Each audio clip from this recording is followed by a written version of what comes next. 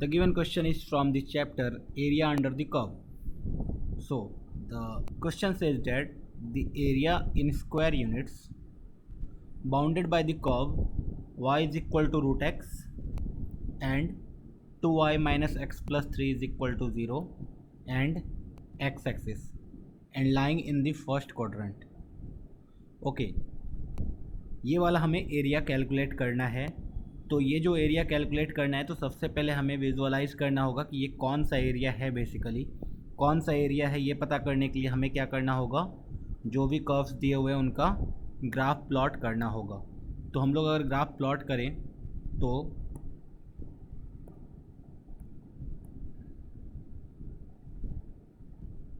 Suppose ये X axis and Y axis है, this is X axis, this is Y axis.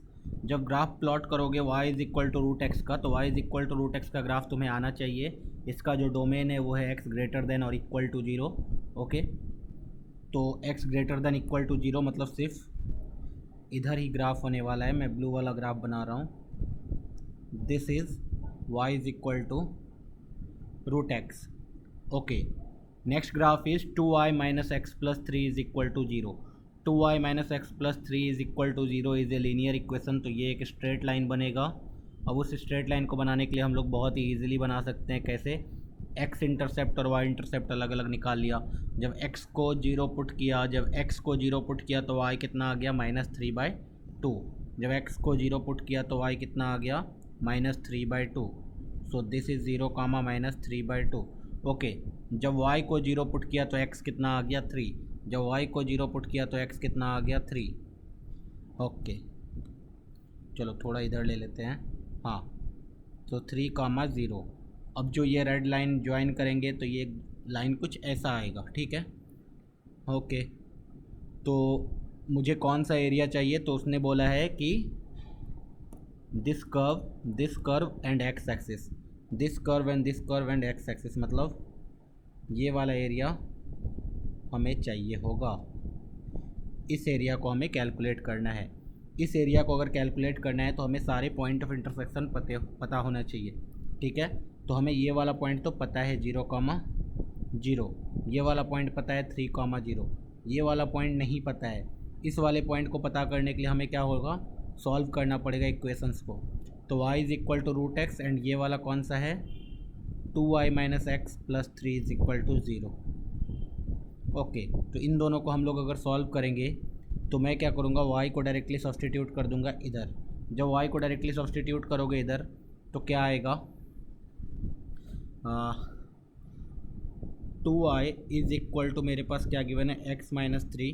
तो 2 into root x is equal to x minus 3। हमने दोनों side क्या किया, square कर दिया। जब स्क्वायर करेंगे तो ये आ जाएगा 4x is equal to a square plus b square minus 6x। तो फाइनली इक्वेशन कितना आएगा, x square minus 10x plus 9 is equal to 0। जब इसको सॉल्व करेंगे तो दिख रहा है x इज़ इक्वल टू 1 डालने पे ये 0 आ रहा है, x इज़ इक्वल टू 1 डालने पे ये 0 आ रहा है। This means x minus 1 is a factor and similarly x minus 1 is a factor and x minus 9 is a factor. Okay, so हमारा x का वैल्यू कितना आया, 1,9। अच्छा, x की वैल्यू आई 1,9। तो 1,9 का मतलब हमें क्लियरली दिख रहा होगा 1 कहीं x इधर होगा और 9 कहीं इधर होगा। मतलब ये वाला जो पॉइंट ऑफ इंटरसेक्शन है यहाँ पे x की वैल्यू कितनी होने वाली है, तो मैं बोलूँगा 9। क्यों ये वाला फिर आया क्यों, तो ये भी हमें जानना है कि हमें एक्स्ट्रा सॉल्यूशन क्यों आया। इसलिए आया क्योंकि ये जो पैराबोला है y square is equal to x, इसको जब फर्दर ड्रॉ करते हैं तो कुछ ऐसा बनता है इस साइड भी, ठीक है। तो ये यहाँ पे कहीं ना कहीं इंटरसेक्ट करता, लेकिन अभी तो हमारा सिर्फ रूट एक्स गिवन है इसीलिए हमने सिर्फ ऊपर बनाया, तो ये वाला पॉइंट इग्नोर हो गया, ठीक है। ओके, तो हमने बोला इस पॉइंट पे x की वैल्यू कितनी है, 9। तो y की वैल्यू कितनी हो जाएगी, 3, क्योंकि रूट अंडर 9 इज़ 3।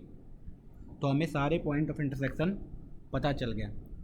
अब हमें ये वाला एरिया कैलकुलेट करना है। ये वाला एरिया कैलकुलेट कैसे करेंगे, तो हमें छोटा सा एक एलिमेंट लेना पड़ेगा। एलिमेंट लेने का दो तरीका, या तो हॉरिजॉन्टल एलिमेंट लो या तो वर्टिकल। यहाँ पे दिख रहा होगा, मैं दोनों दिखा रहा हूँ। अगर तुम वर्टिकल एलिमेंट लेते हो इस टाइप का कुछ। तो तुम्हें दिख रहा होगा जब यहाँ पे एक्चुअली तुम जब dx निकालोगे तो x की वैल्यू यहाँ से यहाँ तक आएगी, तो नीचे वाला फंक्शन और ऊपर वाला फंक्शन कुछ और, लेकिन यहाँ के जैसे आगे जाएंगे तो यहाँ नीचे वाले में फंक्शन में कौन आ जाएगा, ये, और ऊपर वाले में सेम रहेगा।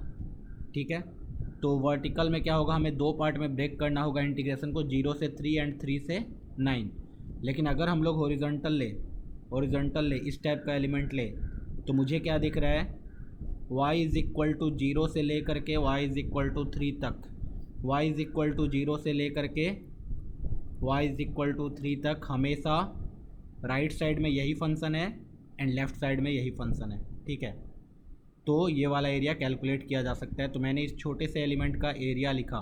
छोटे से एलिमेंट का एरिया कैसे निकाला, तो ये है हमारा dy। ओके, सो dy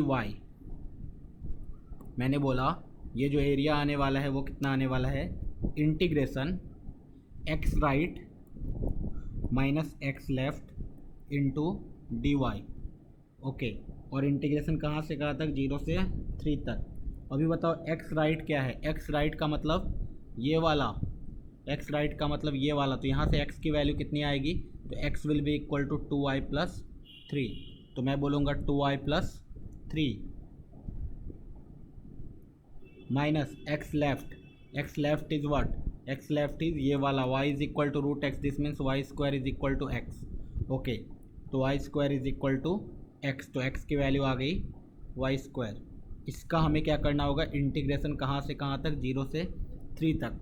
तो हमने इंटीग्रेट किया, सो दिस इज़ 0 से 3, 2y का इंटीग्रेशन ये आ गया 2i minus y square plus 3 dy। ये तो इंटीग्रेशन बहुत ही ईजी है। 2y का integration is y square upon 2 और 2 से 2 कट जाएगा, माइनस वाई स्क्वायर का integration is y to the power 3 upon 3 plus 3 का इंटीग्रेशन इज 3y। लिमिट कहाँ से कहाँ तक, 0 से 3 तक। जब लिमिट लगाया हमने 0 से 3 तक, तो ये कितना आएगा, तो मैं बोलूँगा 3 square that is 9 minus 3 cube upon 3 is 3 square basically, तो ये भी 9 प्लस 3 इंटू 3 9। ओके, माइनस 0 डालेंगे तो सब 0, तो फाइनली ये कितना आया, 9 से 9 कटेगा, फाइनली 9 आ जाएगा। तो एरिया हमारा कितना आ गया, 9 स्क्वायर यूनिट्स। तो देखते हैं कौन से ऑप्शन में 9 स्क्वायर यूनिट्स एरिया है। So we can see option A is the correct answer.